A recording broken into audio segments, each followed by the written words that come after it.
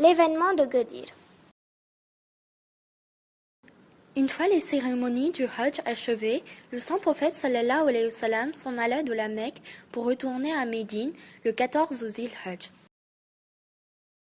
À Rabir, un lieu à 3000 de Joufa, l'ange d'Ibrahim alayhi salam révéla le verset suivant au prophète alayhi salam. Ô messager, transmets ce qui t'a été descendu de la part de ton Seigneur. Si tu ne le faisais pas, alors tu n'aurais pas communiqué son message, et Allah te protégera des gens. Surat Al-Maïda, surat numéro 5, verset 67. Conformément à cette importante instruction, le saint prophète sallallahu alayhi wa sallam s'arrêta aussitôt. Il ordonna qu'une aire soit dégagée et une tribune élevée à partir des selles des chameaux. Il demanda à Bilal, qui avait de la voix, de rappeler les gens en avant et demander l'attention de ceux qui étaient en arrière. Tous les gens se rassemblèrent à un endroit appelé Ghadir Khoum, le bassin de Khoum. C'était à midi et il faisait très chaud. Le saint prophète sallallahu alayhi wa sallam mena la prière de congrégation et se mit debout sur la tribune afin que tout le monde puisse le voir. Il délivra ensuite un sermon dont une partie est reproduite ci-dessous. Toutes les louanges vont à Allah, le Créateur et le Maître de l'univers. Il est du devoir de chacun de les remercier en période de confort comme en période de difficulté. Je témoigne que je suis son serviteur et sa créature, et qu'il est mon maître et mon Seigneur.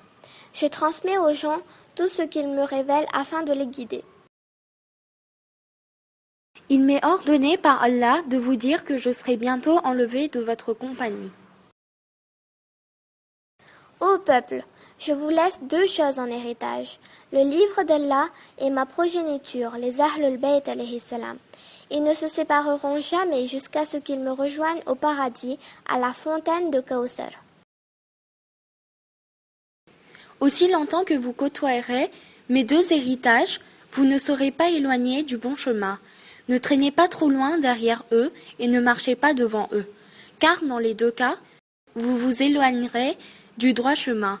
Ô peuple, Allah est mon Mawla, maître, et je suis le Mawla des croyants.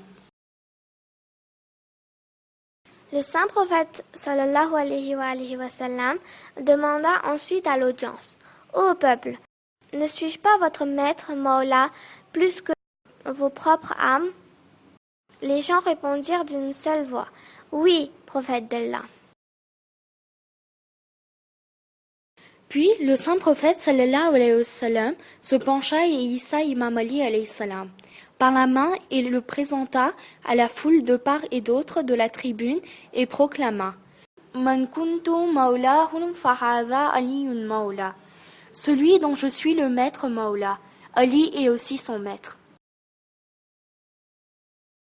Ce disant, le saint prophète sallallahu alayhi wa sallam leva les mains au ciel et pria: Ô Allah, aime ceux qui aimeront Ali, méprise ceux qui ne le soutiendront pas, et rejette ceux qui le rejetteront. Après avoir annoncé cela 3 fois, il descendit de sa plateforme. À ce moment-là, l'ange d'Ibrahim alayhi salam apporta le verset suivant. Aujourd'hui, j'ai parachevé pour vous votre religion et accompli sur vous mon bienfait. Et j'agrée l'islam comme religion pour vous.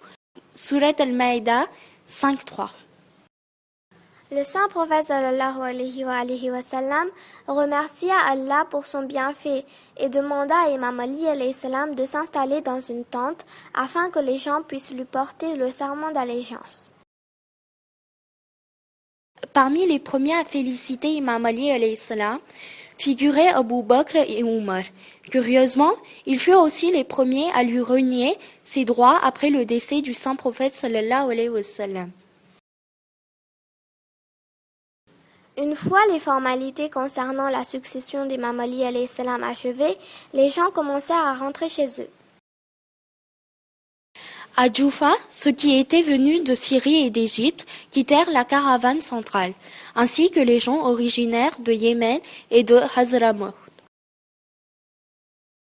Mais 10 000 musulmans accompagnèrent le saint prophète sallallahu alayhi wa sallam à Médine, où ils arrivèrent juste avant le début de l'an 10 AH.